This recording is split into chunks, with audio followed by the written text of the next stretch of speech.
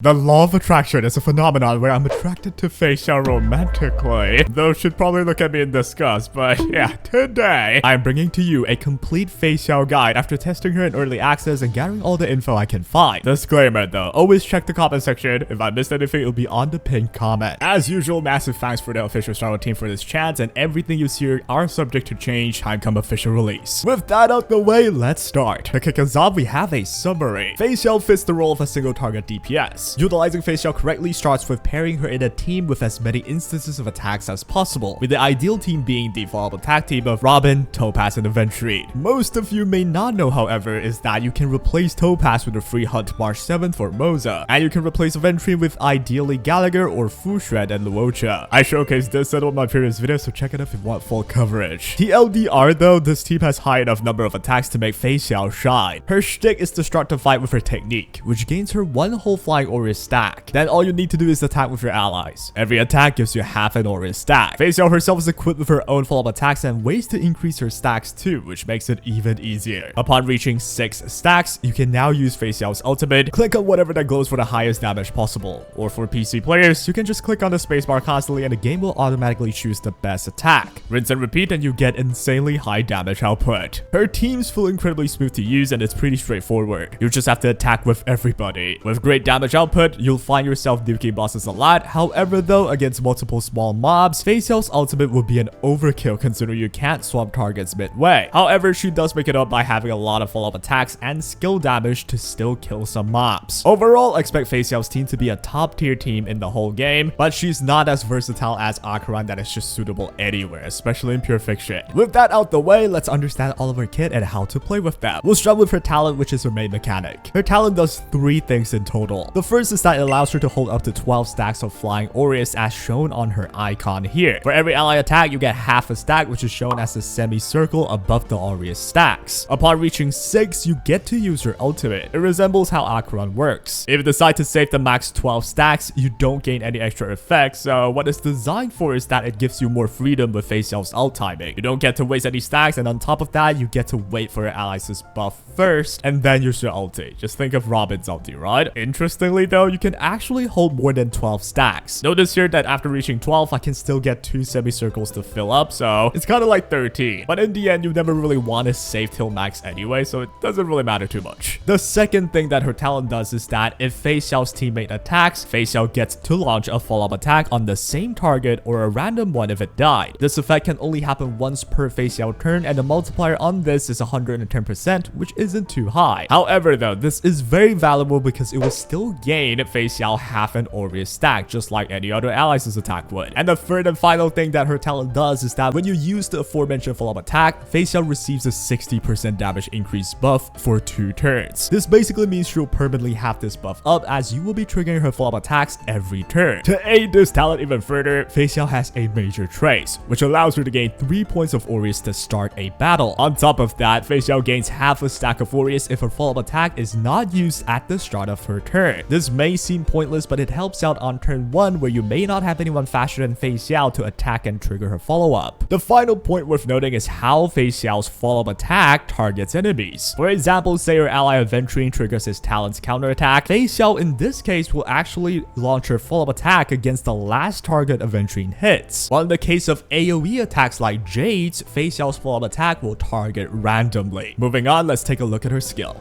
It does 2 things. The first is that it does 200% of Feixiao's attack against one enemy. You also gain half an aura stack based on the effects of Feixiao's talent. The second thing that it does is that Feixiao will immediately launch one follow-up attack against the same enemy. This follow-up attack is exactly the same as your talents, which grants you half an aura stack because it does activate your talent's effect. However, you can still activate your talent's follow-up attack on top of this one, which is activated via her skill, meaning you can trigger them back to back separately with the help of your ally. To put it simply, Feixiao can trigger 2 follow-up attacks in a turn. To further help this skill out, Feixiao has another major trace which increases her attack by 48% for 3 turns. It's quite a bit. Since you want to use her skill every turn for the aura stacks, you will always have this buff up as well. Moving on, we have her ultimate, which is her biggest source of damage. This ult does 4 things in total. Firstly, you can activate this upon reaching 6 stacks of auras and it deals up to 700% of Feixiao's attack. Secondly, it ignores weakness type to reduce the target's toughness. this. Thirdly, if the enemy is not weakness broken, her weakness break efficiency increases by 100% for a total of 60 toughness reduction on the ultimate. Do note that this only applies to a non-weakness broken enemy. So if you think about running her with a super break damage team, it won't be high considering you only gain the weakness break efficiency if the enemies aren't broken. And unfortunately, you can only trigger super break against broken enemies. So yeah. The final thing that the ult does is this. During her ultimate, you get to choose one of two attacks as shown on the bottom right. They are both 60% multiplier, but the one above becomes 90% when it's against a non-weakness broken enemy, while the one below becomes 90% only against broken enemies. You can use a mix of the two based on how the enemy is, and you want to make sure you always use the attack with 90% damage multiplier. Thankfully though, the game always shows you which is the correct attack. Notice the glow in the buttons here. You just have to click on the one that glows, and that's the one with the highest damage. For PC players, spamming the spacebar automatically chooses the right attack for you, and autoing the game as well also chooses the correct attack too. Feixiao's final major trace makes it so her ultimate is considered a follow-up attack. On top of that, follow-up attacks' crit damage increases by 36%. This helps her do more damage, and you notice she has quite a bunch of self-buffing mechanics, right? A point worth noting is that her ult will not grant you any Ori stack. It's not that big a deal though, so just keep that in mind. And with that, you understand Feixiao's main engine. On screen now, you see her damage distribution. Though it's obvious that her ult hits hard, a good amount comes from her skill and talents' follow-up attacks. This does solve Feixiao's most worrying issue, which is dealing with multiple mobs. And this is, in my opinion, what sets her apart from her fellow hunt path peers like Boothill, where Feixiao can wipe out 2 or 3 mobs by just taking a turn and using only 1 skill point. Although in the end, Feixiao is still just not great against a mode like Pure Fiction anyway, much like any and all hunt characters. If you do some mathing, the fact that Feixiao can do 1 skill and 2 follow-ups per turn, plus you put her in a team with high instances of attacking, like in a follow-up attack team, you will find yourself to be able to use Feixiao's ult per 1 to 2 Feixiao turns. Very solid amount. Finally, we have Feixiao's technique, which does 2 things. First, if you activate it in the overworld, you get to suck up any mobs you come in contact with. Upon entering battle, you will attack all of them, and you will deal AoE damage at the start of every wave. The more enemies you suck, the more damage she does. This can be very handy in modes like the Trotter dungeon.